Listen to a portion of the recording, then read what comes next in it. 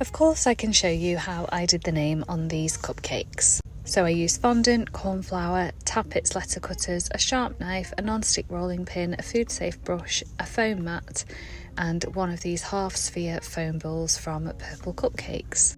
I roll out my fondant as thin as it can go. I always say to people, roll it out with corn flour and make sure you can see the lines of the mat underneath, and then cut it into squares and then maybe even roll it out again even thinner.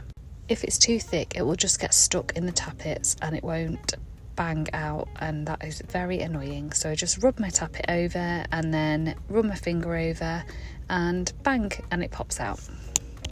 I did that for the whole name. I've got the uppercase and lowercase tappets. I can't remember where I got these from, but Vanilla Valley do sell them. I then roll out some more fondant in a different colour, but thicker this time. And then just wet it with a food safe brush. Sometimes the letters are easier to handle if they have been left to dry, but I didn't do that in this instance.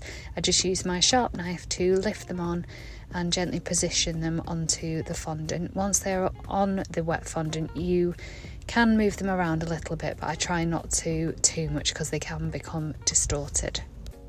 Once I've lined them all up neatly on the fondant, I just cut a big rectangle all the way round. I then wet another piece of fondant. All of these colours were matching the theme of the cupcakes, which was Reese's.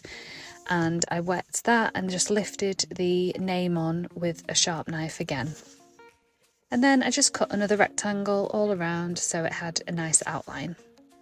Then I got the purple half sphere foam ball and just lay that on really gently, and then I just leave it to dry for at least 24 hours on a foam mat.